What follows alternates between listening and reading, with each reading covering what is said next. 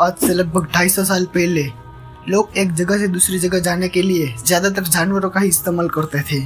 लेकिन कुछ सालों बाद धीरे धीरे लोगों के दिमाग में एक ऐसी गाड़ी बनाने का ख्याल आया जिसमें उन्हें जानवरों की सहायता लेनी न पड़े और वह गाड़ी जानवरों से तेज और पावरफुल हो। इसी सोच के साथ लगातार अलग अलग चीजें इस्तेमाल में आने लगी, लेकिन इस काम में सबसे ज्यादा रुचि यूरोप के इंजीनियर्स दिखा रहे थे। इसलिए सबसे पहले सन 1769 में निकोलस स्टीम इंजन, जो कि एक इंजीनियर थे, उसने पहली बार स्टीम इंजन से चलने वाली 4 व्हील्स वाली तोप गाड़ी बनाई, जो कि इसका इस्तेमाल जंग के दौरान करना था। लेकिन ये बहुत ही ज्यादा आवाज करती थी। आप यकीन मानिए, ये जब गाड़ी रोड पे चलती थी तो कुछ नहीं सुनाई देता, सिर्फ ये तोप गाड़ी की ही आवाज सुनाई देती थी और उसमें से चिंगारी भी निकलती थी और उसे बनाने में बहुत ही ज्यादा खर्चा आता था। और कुछ दिनों के बाद ही उसका एक पहिया टूट गया। ये दुनिया की सबसे पहले इस्तेमाल में ले जाने वाली गाड़ी थी, लेकिन लोगों ने अभी हार नहीं मानी। सन 1801 में रिचर्ड थ्रिफ्टिग नाम के इंजीनियर ने बड़ी सी इंजन गाड़ी बनाई, जो कि एक बड़े से चिमनी के साथ आती थी और उसमें कुछ लोग भी बैठ सकते थे।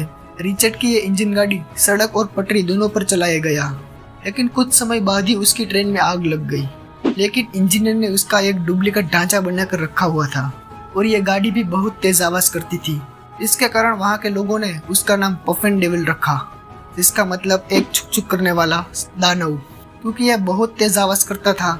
लेकिन रिचर्ड ने हार नहीं मानी और उसने सन 1803 में दूसरी गाड़ी बनाई, जो कि पहले वाली गाड़ी से कम आवाज करती थी। और रिचर्ड ने कन्वेंस से लेकर लंदन तक का सफर किया।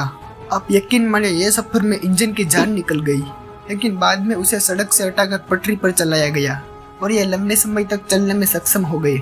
बाद में रिचर्ड ने कंपनी से बात करके कैनवल से लेकर लंदन तक पटरी बिछा दी।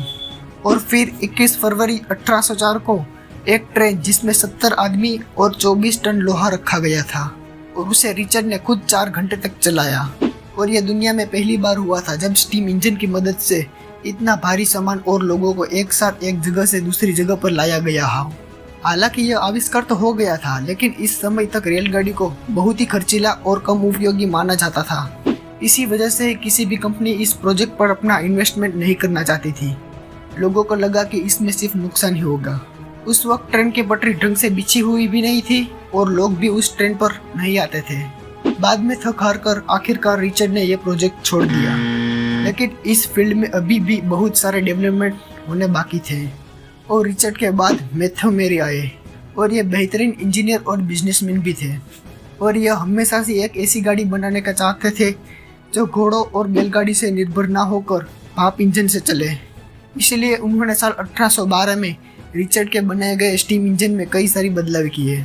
सबसे पहले तो उस स्टीम इंजन को नए तरीके से मॉडिफाई किया गया और फिर साल 1812 में पहली बार स्टीम इंजन को व्यापारिक रूप से चलाने के लिए पटरी पर चलाया गया। आप यकीन मानिए, यह स्टीम इंजन पहले से बेहतर काम कर रहा था, जिस वजह से कंपनी को अलग अलग जगहों पर रेल की पटरियां बिछाने का काम शुरू किया। लेकिन लोगों का कोई भी इंटरेस्ट इस रेलगाड़ी की तरफ नहीं दिखाई दे रहा था। इसलिए काफी लंबे समय तक इस रेलगाड़ी का इस्तेमाल सिर्फ माल ढुलाई के लिए ही किया जाता था। लेकिन फिर आता है जॉर्ज स्टीफनसन। माना जाता है कि उन्होंने ही ट्रेन को दुनिया के अलग अलग हिस्सों तक पहुंचाने में बड़ा योगदान दिया है। उन्होंने अपने बेटे के नाम पर अपनी कंपनी शुरू की, जिसका नाम था the robot Stephenson and company.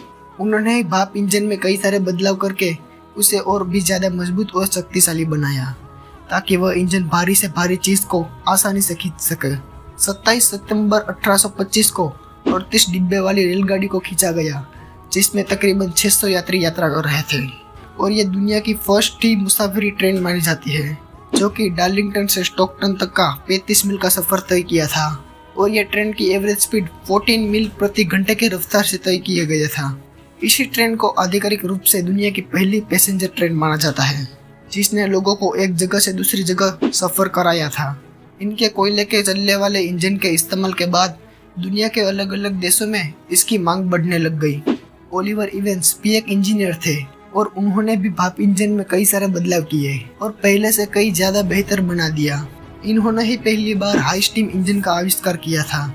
लेकिन ट्रेन की आविष्कार में अभी भी ज्यादा डेवलपमेंट होना जरूरी था और इसीलिए रुडोल्फ करी डीजल ने 1897 में डीजल इंजन बनाकर बहुत बड़ी उपलब्धि हासिल की थी।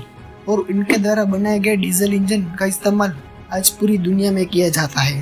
दरअसल उन्होंने 1897 में 25 हॉर्स पावर के 4 stroke single cylinder diesel engine को तैयार किया था और इनके इसी आविष्कार के बाद कुछ सालों बाद 1912 में स्विट्जरलैंड में पहली बार डीजल इंजन की मदद से रेलगाड़ी चलाई थी और धीरे धीरे इस फील्ड में कई सारे विकास होने लगे, जिसका परिणाम आज हम एक से बढ़कर एक बेहतरीन रेलगाड़ियों के रूप में देख रहे हैं। आज हमारे पास हाइपरलूप से लेकर बुलेट ट्रेन, जो कि पलक झपकते ही लोगों को कहीं भी पहुंचा देती है, वो सारी गाड़ियां हमारे पास आज है। यार, आप सब लोग ने दुनिया भर के चलने वाली पहली रेलगाड़ी और उससे जुड़े इतिहास के बारे में तो जान चुके हैं, लेकिन यह बात भी जानना जरूरी है कि आखिर भारत में सबसे पहली बार रेलगाड़ी कब और कहां चलाई गई और इसके पीछे का इतिहास क्या है।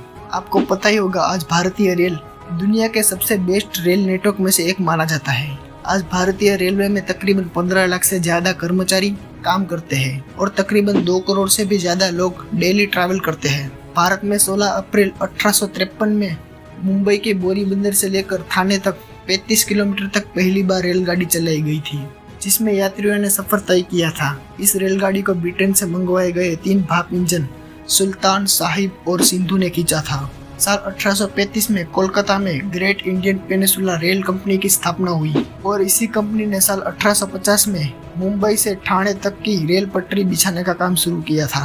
फिर भारत में ही बहुत सारे मात्रा में भाप के इंजन बनने शुरू हो गए और धीरे धीरे पूरे भारत में रेल की पटरियां बिछाने का काम शुरू हो गया, ताकि ट्रेन की मदद से एक जगह से दूसरी जगह जाया जा सके। आपको बता दें कि पूरे देश में रेल की पटरियां बिछाना कोई मामूली काम नहीं था। बहुत सी जगहों पर इसे रोकने के लिए कई सारे आंदोलन भी किए गए, लेकिन ब्रिटिश सरकार के आगे किसी की भी नहीं चली।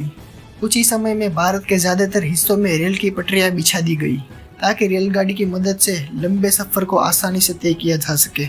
हम इस बात को मानते हैं कि भारत में रेल की पटरी बिछाने के पीछे ब्रिटिश सरकार का अपना स्वार्थ था। उसने भारत के कीमती सामान जैसे कि गर्म मसाले और भी कई सारी चीजें जो सिर्फ भारत में ही मिलती थी, वो आसानी से बड़ी क्वांटिटी में बाहर अपने देशों में एक्सपोर्ट कर सके, इसके लिए बनाई थी, ताकि एक जगह से दूसरी जगह जा सके और उनके लोगों को भी यात्रा करने में तकलीफ ना हो। लेकिन ब्रिटिश सरकार के स्वार्थ ने भारत को इतनी बड़ी सफलता हासिल कर दी। आज भारत का रेल नेटवर्क दुनिया में 4th पोजीशन पे है। दोस्तों, आपको क्या लगता है? अपनी राय कमेंट्स में लिखें। अगर आपने चैनल को सब्सक्राइब करके रखा है तो थैंक यू वेरी मच। अगर आपने अभी तक चैनल को सब्सक्राइब नहीं किया तो सब्सक्राइब कर दो और बेल आइकन ऑल पर सिलेक्ट कर दो। खैर, पिछली वीडियो का shout out, comment pick me to get next video shout out. मिलते हैं ऐसी और नई मजेदार एपिसोड के साथ। यह वीडियो देखने के लिए धन्यवाद।